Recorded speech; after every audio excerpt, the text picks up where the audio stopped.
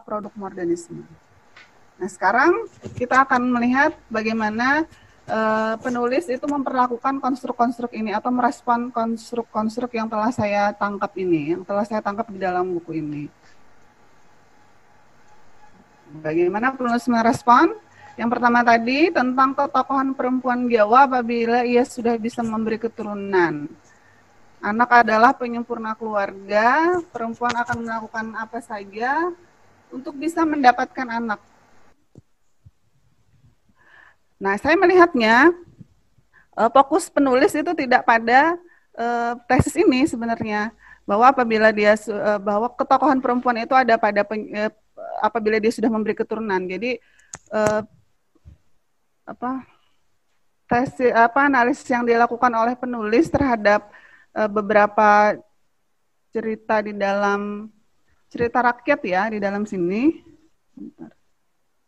Itu yang dipersoalkan adalah peran ibu terhadap anak yang terrefleksi dalam cerpen-cerpen yang ditelitinya. Dan hasilnya memang sesuai bahwa cerpen tentang orang tua yang menceritakan tentang orang tua dan anak itu selalu ibu menjadi pelindung bagi anak-anaknya. Jadi fokusnya ke sana. Dan ini secara umum memang seperti ini begitu ya, bahwa orang tua, ibu terutama itu akan menjadi pelindung bagi anak-anaknya. Saya mengharapkan, sebenarnya harapan saya ketika ada tesis bahwa perempuan Jawa itu apabila sudah memberi keturunan dia menjadi sempurna begitu ya. Ke sana ininya pembahasannya. Nah, tapi memang karena cerpen ini menceritakan hubungan ibu dan anak, dan yang tertangkap secara jelas itu adalah bahwa ibu akan menjadi pelindung bagi anak-anaknya. Dan ini saya rasa untuk cerita apapun juga gitu ya, yang melibatkan ibu dan anak di dalamnya, ibu akan memerankan peran sebagai pelindung. Kecuali cerita-cerita tertentu yang minor begitu ya, yang meletakkan ibu sebagai ibu yang berbeda. Tapi dalam analisis terhadap cerpen-cerpen yang diteliti, ya itu sesuai dengan harapan. Ibu menjadi pelindung bagi anak-anaknya. Dan ini tidak, dan cerpen-cerpen yang diteliti tidak melulu cerpen yang dalam latar Jawa begitu. Ada juga cerpen-cerpen dengan latar secara umum begitu. Dan di situ terlihat bahwa memang ibu adalah pelindung bagi anak-anaknya. Itu tesis umum yang saya pikir agak apa ya, kita bisa melihat itu secara umum ya memang seperti itu. Selanjutnya, nah ini menarik. Ini yang paling menarik dari dalam buku ini menurut saya ya.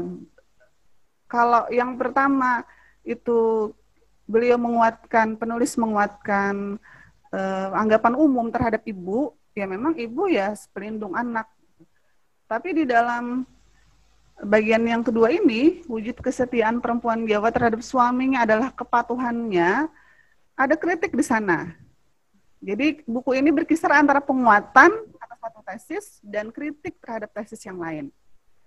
Penguatan terhadap satu anggapan umum dan penolakan atau kritisi terhadap anggapan umum yang lain. Nah, bagian kedua ini saya melihat beliau penulis melakukan kritik terhadap kebiasaan perempuan Jawa yang selalu memegang teguh kesetiaan bahkan sampai mengorbankan nyawa demi mengikuti suami.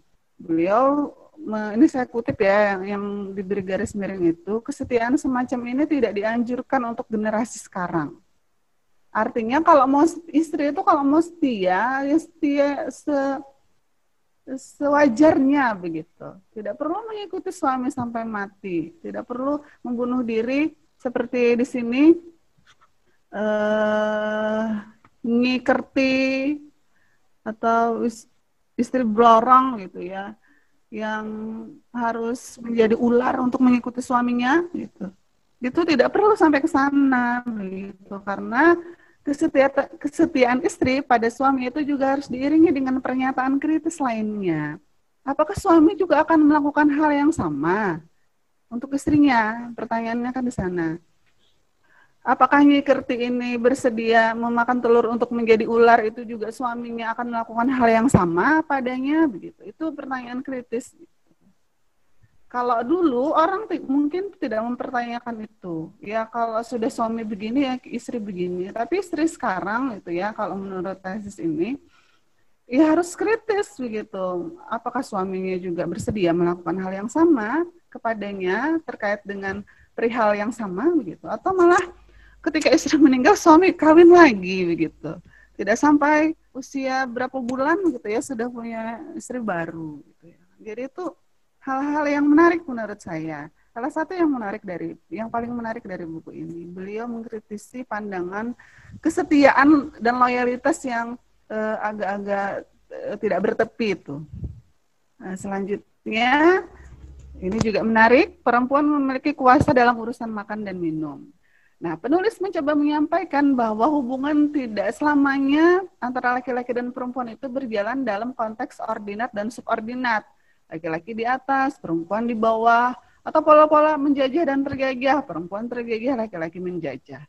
Atau pola-pola represif lainnya yang meletakkan perempuan dalam kondisi tertaklukkan.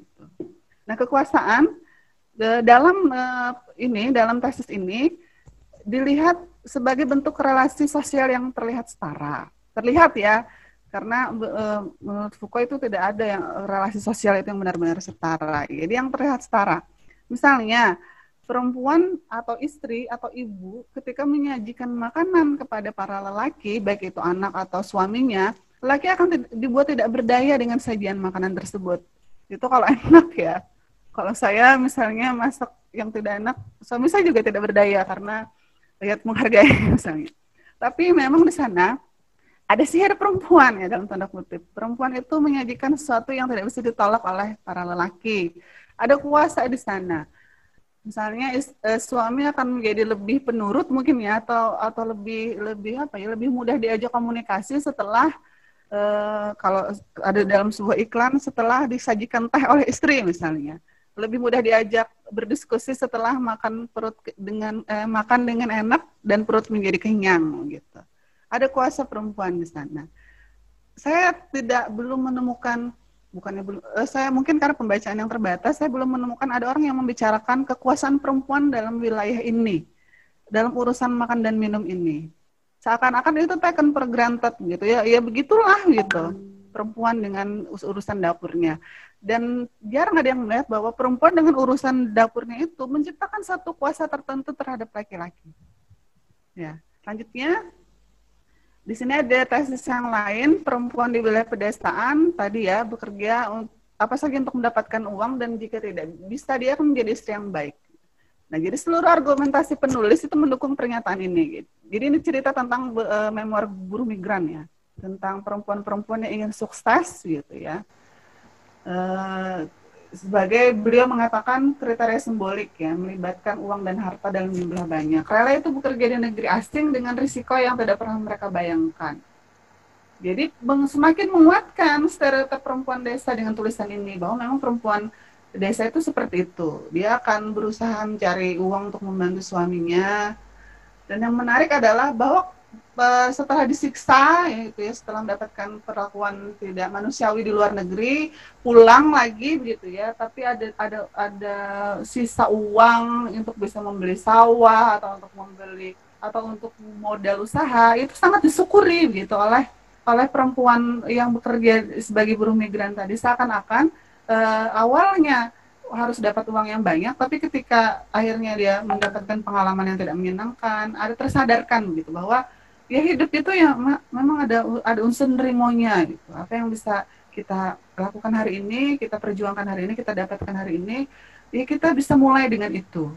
Jadi seakan-akan perempuan sebelum dan pasca jadi buruh migran itu mengalami pencerahan tertentu dalam memandang dunia. Mungkin seperti itu.